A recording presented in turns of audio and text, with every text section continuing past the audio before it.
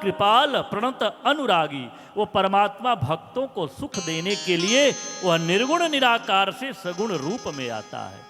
वैसे कोई अंतर है नहीं दोनों में, निर्गुण में सगुण में कोई अंतर नहीं है। कहते हैं निर्गुण का अगर सगुण से साकार नहीं जुड़ा होता तो ये संसार कभी साकार नहीं होता। अगर परमात्मा निर्गुण निराकार राम और कृष्ण के रूप में नहीं आते तो कौन जानता कि निर्गुण निराकार ब्रह्म होता है। जब राम के रूप में आए, कृष्ण के रूप में आए, तब हम जानते हैं कि ओहो यही परमात्मा ब्रह्म तत्व हैं जो निर्गुण निराकार वह फैले हैं, सर्वत्र व्याप्त हैं। लेकिन अगर ये नहीं आते सगुण रूप में तो हम कैसे जान पाते, कैसे समझ पाते, कैसे प्रेम हो पाता।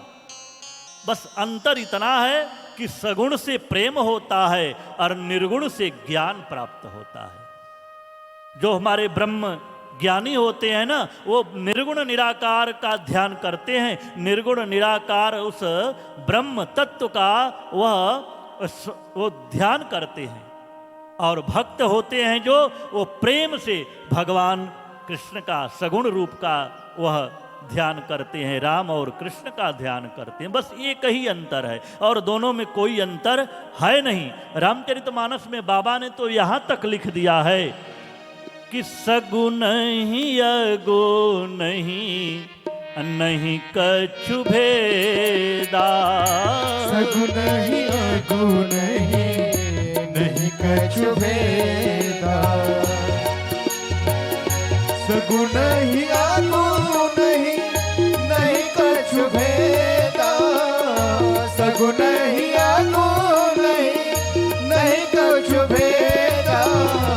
गावहि मुनि पुराण बुध वेदा। गावहि मुनि पुराण बुध वेदा। गावहि मुनि पुराण बुध वेदा। कहते कोई अंतर नहीं है, बस इतना ही अंतर है। कहते कि अगुणय रूप अलख अज जोई। अगुणय रूप अलख जोई। अगुणय रूप अलख अज जोई। अगुणय रूप अलख जोई। भगत प्रेम बस सगुण सोई। भगत प्रेम बस सगुण सोई। भगत प्रेम बस सगुण सोई। भगत के बस में आकर वह परमात्मा सगुण रूप धारण करता है। वही कृष्ण के रूप में, वही राम के रूप में आकर के दिव्य नाना प्रकार की लीलाएं करता है परमात्मा। वह वैसे ही कोई अंतर नहीं है जैसे कि जल और बर्फ में कोई अंतर नहीं है। जल और बर्फ में कोई अंतर नहीं है। अगर जल ही बर्फ बनता है और बर्फ ही फिर जल बन जाता है। कब? जब हमारे हृदय में दीनता आती है, सरलता आती है, प्रेम बढ़ता है, तो टेम्परेचर जब हमारा माइनस में चला जाता है तो वही जल बर्फ बन जाता है, वही आकार धारण कर लेता है। जैसे आपने गिलास में जल रख दिया फ्रिज में तो वो गिलास का आकार धारण कर लेगा, आकार बन गया। अगर कटोरे में जल को रखा और फ्रीजर में रख दिया तो कटोरे का आकार धारण कर लेता है। और वही जब टेम्परेचर हाई हो जाता है तो फिर वही जो बना हुआ बर्फ है फिर वही जल के रूप में पिघल जाता है, फिर वो जल हो जाता है, फिर वही वो आकार दिखाई नहीं देता, फिर वो आकार नहीं रह जाता, फिर वो जल रहता है।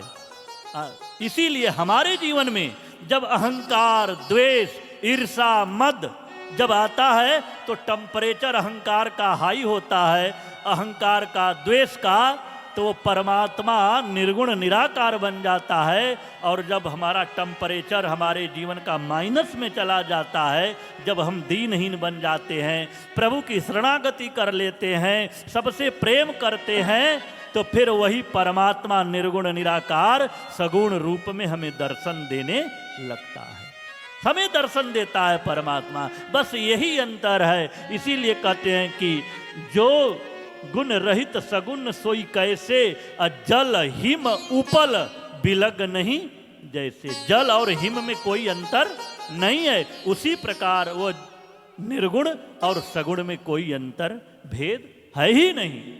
और उस परमात्मा के कितने अवतार हैं, तो 24 अवतारों का वर्णन किया उन्होंने। और 24 अवतारों का वर्णन करके फिर आज सुखदेव जी का वंदन करते हैं।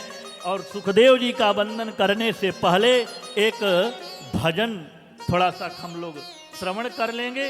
कोई एक भजन हो जाए, फिर कथा को सुखदेव जी की दिव्य कथा चलेगी।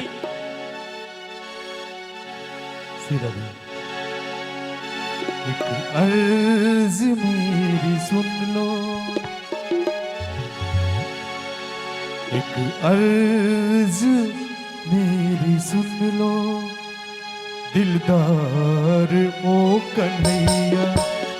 एक अर्ज मेरी सुन लो, दिलदार ओ कन्हैया। एक अर्ज मेरी सुन लो, दिलदार ओ कन्हैया।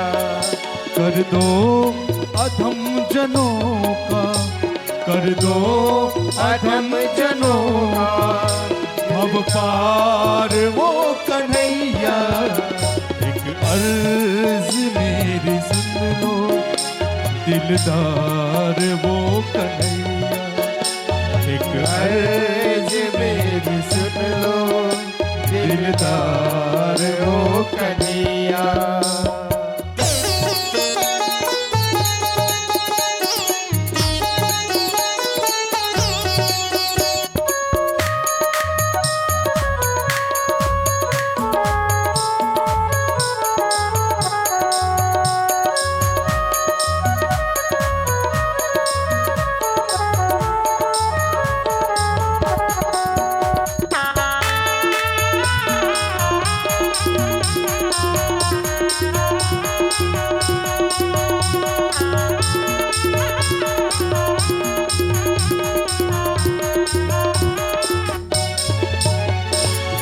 अच्छा हूँ या बुरा हूँ, पर दास हूँ तुम्हारा।